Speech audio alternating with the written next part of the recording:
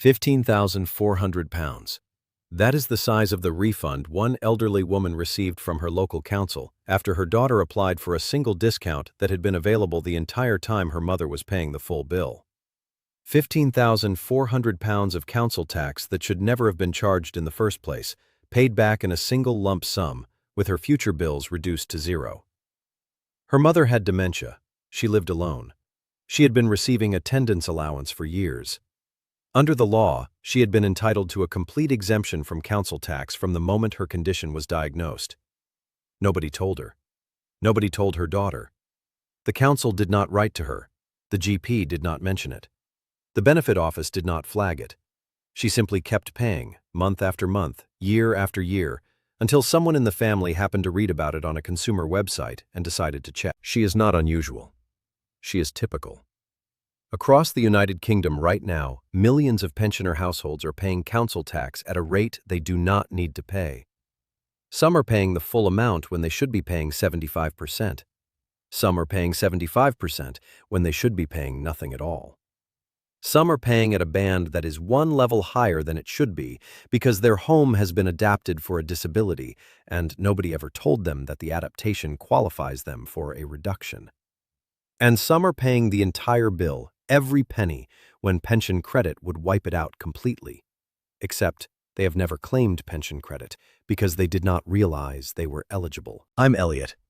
Over the next 20 minutes, I am going to walk you through the 4 specific situations where a UK pensioner can legally stop paying part or all of their council tax, explain exactly how to claim each one, and tell you how far back those claims can be backdated, because in some of these situations, the backdating alone can put thousands of pounds back into your account.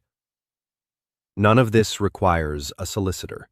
None of it requires a claims company, and every single step is completely free. Council tax in this country has reached a level that would have been unthinkable a generation ago. The average Band D bill for 2026/27 is £2,171.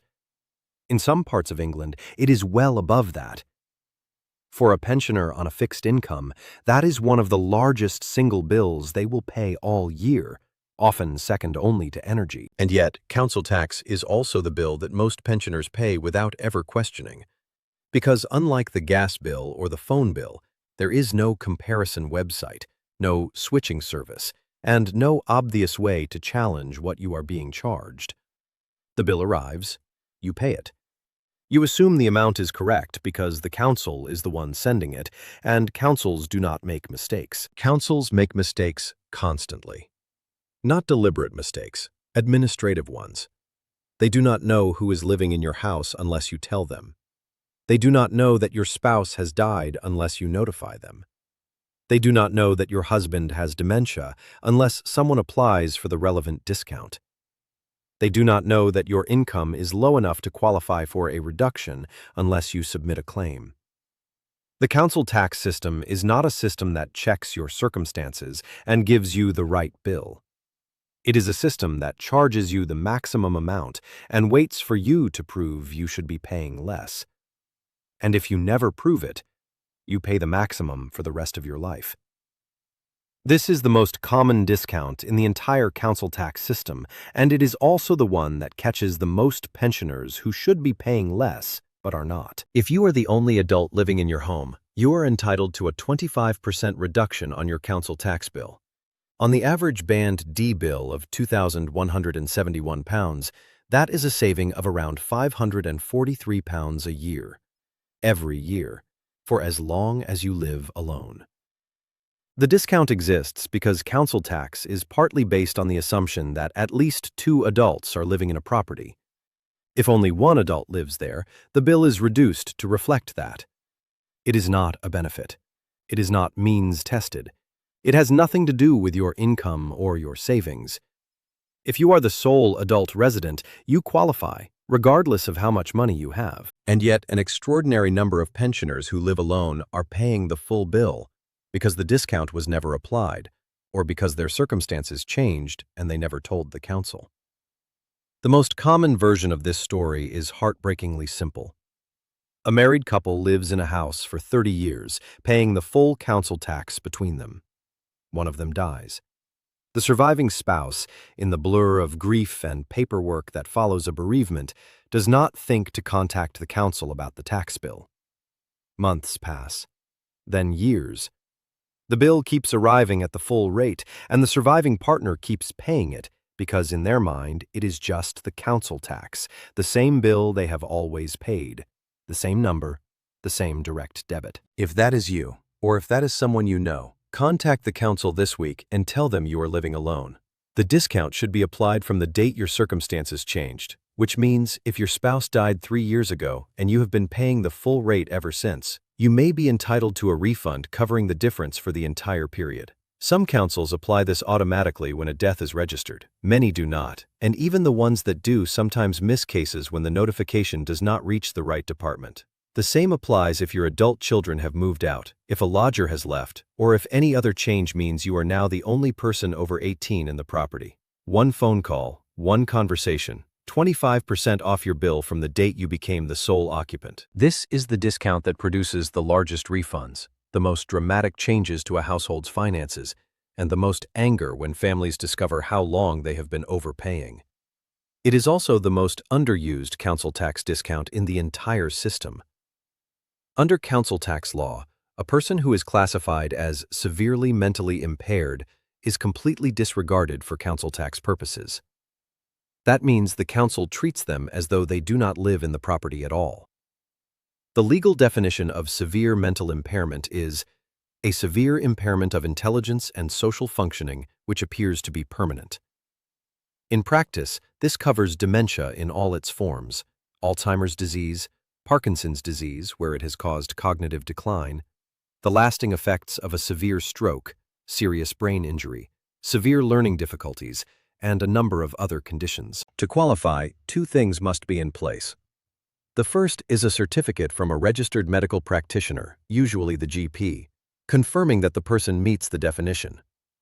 The second is that the person must be receiving a qualifying benefit, the most common of which for pensioners are attendance allowance, the daily living component of personal independence payment, or the care component of disability living allowance. Here is what happens when the disregard is applied. If the person with the qualifying condition lives alone, the property becomes entirely exempt from council tax. The bill drops to 0. If the person lives with one other adult, that other adult is treated as living alone, and the household receives the 25% single-person discount. In both cases, the change can be backdated to the date the person first met both criteria, the medical condition and the qualifying benefit, with no time limit set in law. Read that last sentence again, because it is the one that changes everything. No time limit. If your mother has had dementia for 8 years, and she has been receiving attendance allowance for 6 of those years, and nobody ever told you about this disregard, the council can be asked to backdate the exemption to the point when both conditions were first met. At £2,000 a year in council tax, that is a refund of £12,000 or more, depending on the band and the council. The real cases that have been documented publicly tell the story. One family received a £15,000 refund after applying on behalf of their 94-year-old mother who had dementia and lived alone. Another family received £7,500 after applying for their adult daughter with autism, with future bills reduced by 50%. These are not exceptional windfalls. They are straightforward applications of a rule that has existed since council tax began in 1993. The reason this discount goes unclaimed in such staggering numbers is that nobody in the system tells you about it. The GP does not mention it when diagnosing dementia. The attendance allowance letter does not reference it. The council does not cross-check its records against DWP benefit data and proactively offer it.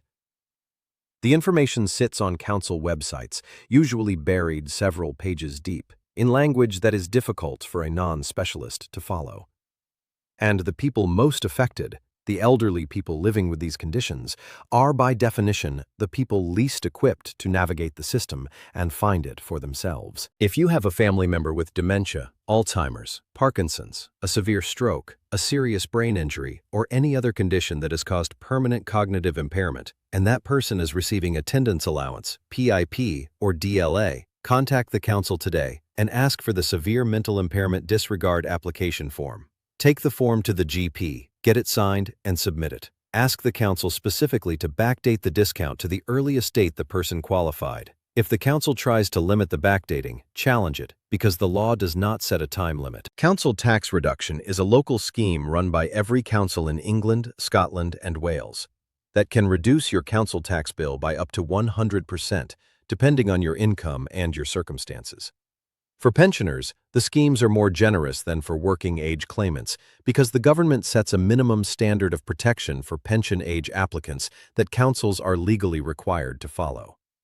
The core rule is this: if you receive the guarantee credit element of pension credit, you will almost always qualify for a full council tax reduction, meaning your entire bill is wiped out. You pay nothing, not a reduced amount, nothing. If your income is slightly above the pension credit threshold, you may still qualify for a partial reduction. The calculation varies by council, but the principle is the same everywhere. Your income is assessed, your needs are assessed, and the difference determines how much support you receive. Many pensioners who do not qualify for pension credit itself still qualify for a meaningful council tax reduction that cuts hundreds of pounds off their annual bill. Here is the critical point. Council tax reduction is a completely separate claim from pension credit. Receiving pension credit does not automatically reduce your council tax. You have to apply to your local council separately. Many pensioners who go to the trouble of claiming pension credit never take the second step of claiming the council tax reduction that goes with it because they assume it happens automatically. It does not. And here is where the numbers compound in a way that makes a single phone call worth potentially thousands. If you are not currently claiming pension credit, but you think you might qualify, making that claim first and then applying for council tax reduction second can produce a total benefit worth far more than either one alone. Pension credit itself is worth an average of £2,600 a year. Council tax reduction can save another $1,000 to $2,000 on top of that. And pension credit unlocks the winter fuel payment, the free television license for over 75s, the warm home discount, free dental treatment, and more. The cascade from a single phone call to the pension credit line on 0800 99 1234 can be worth £4,000 to £5,000 a year in total. Council tax reduction can also be backdated, though the rules here vary by council and are typically more limited than for the severe mental impairment disregard. Most councils will backdate a pension age claim by up to 3 months if you can show you were eligible during that period. Some will go further if there are exceptional circumstances. Ask when you apply. This is the quietest of the four, the one that affects the smallest number of people, and the one that is most consistently overlooked, even by people who are claiming every other discount on this list. If your home has been adapted to meet the needs of a disabled person, you may be entitled to what is called a disabled band reduction. This means your council tax is charged at the rate of the band below your actual band. If you are in Band D, you pay the Band C rate. If you are in Band C, you pay Band B. If you are already in Band A, you receive a reduction equivalent to 1/6 of your bill. The qualifying adaptations include a room that is predominantly used by the disabled person but is not a bedroom, a bathroom, or a kitchen, an additional bathroom or kitchen that is needed because of the disability, sufficient floor space inside the property to allow for the use of a wheelchair, or any structural adaptation that makes the property suitable for use by a disabled person. In practical terms, this most commonly applies to pensioners who have had a downstairs bathroom installed, a stair lift fitted, a doorway widened for wheelchair access, or a room converted into a ground-floor bedroom because they can no longer manage the stairs. The reduction applies to the household, not to the individual, so it does not matter whether the disabled person is the homeowner, their spouse, or another resident. It also does not matter when the adaptation was carried out. If a bathroom was installed downstairs 10 years ago and the disabled band reduction was never claimed, you can apply now and ask for it to be backdated. The saving varies by band and by area, but on an average Band D bill, it works out at roughly £200 to £300 a year. That is modest compared to some of the other figures we have discussed, but it stacks on top of everything else. A pensioner who qualifies for the single-person discount, the disabled band reduction, and a partial council tax reduction through the local scheme can find their bill reduced from over £2,000 to a few hundred, or, in some cases, to nothing at all. Apply directly to your council's council tax department. You will usually need a letter from an occupational therapist or your GP confirming the nature of the disability and the adaptation, but the council can advise you on exactly what evidence they need. This is the part that most people miss, and it is the part that makes the biggest difference to the final number on your bill. These discounts are not alternatives. You do not pick one. They sit on top of each other. The disabled band reduction moves you down a band. The single-person discount, or the severe mental impairment disregard, then takes 25% off the bill at the lower band. Council tax reduction then takes a further percentage off whatever remains after the other discounts have been applied. A pensioner living alone in a Band D property with a qualifying disability adaptation, receiving pension credit guarantee credit, could see their bill move from Band D to Band C through the disabled band reduction, then reduced by 25% through the single-person discount, and then reduced to zero through council tax reduction. The original bill of over £2,000 ends at nothing. Most pensioners do not know the discounts exist individually. Almost none of them know the discounts can be combined. The steps are straightforward, and they cost you nothing. First, check whether you are the only adult in your property. If you are, and you are not already receiving the 25% single-person discount, contact your council and apply. It takes one phone call. Second, if anyone in your household has dementia, Alzheimer's, Parkinson's, the lasting effects of a stroke, a brain injury, or any other condition that has caused a permanent impairment of cognitive function, and that person is receiving attendance allowance, PIP or DLA, apply for the severe mental impairment disregard. Take the form to the GP, get it signed, submit it to the council, and ask specifically for the discount to be backdated to the earliest date the person qualified. There is no time limit in law. The refund could run into thousands of pounds. Third, if your income is low, contact your council and ask about council tax reduction for pension-age residents. If you are not already claiming pension credit, call the Pension Credit Claim Line on 0800 99 1234 first, because qualifying for pension credit almost always means qualifying for maximum council tax reduction as well. Fourth, if your home has been adapted for a disability in any way, ask the council whether the adaptation qualifies for a disabled band reduction. And do all of this yourself for free. If anyone contacts you offering to handle your council tax discount claim in exchange for a fee or a percentage of your refund, decline. Citizens Advice and Age UK both offer free help with exactly these applications, and the forms are designed to be completed by ordinary people without professional assistance. A claims company charging you 30% of a £15,000 refund would take £4,500 from you for a piece of work you can do in an afternoon with a cup of tea and a phone call. I want to close with a point I have made in every video on this channel, because it is the single most important thing any retired person in this country can understand about the system they are living inside. The council knows your address, it knows your band, it knows what you are paying. In many cases, through data shared between local authority departments, it has a reasonable idea of who is living in the property and what benefits they are receiving. It could, in theory, cross-reference its council tax records against DWP benefit data and proactively identify every pensioner who is entitled to a discount they are not claiming. It could write to those people, tell them what they are owed, and apply the reduction automatically. It does not do this.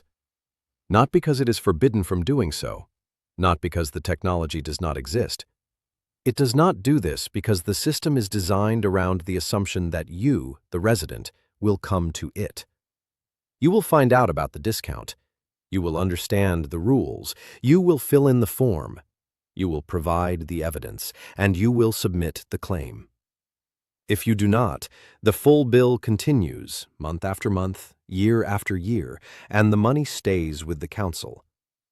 That is not a conspiracy.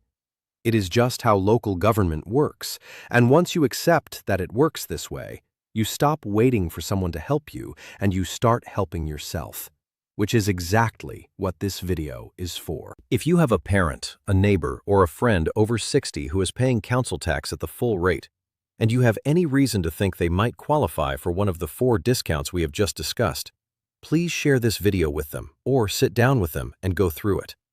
The forms are not difficult.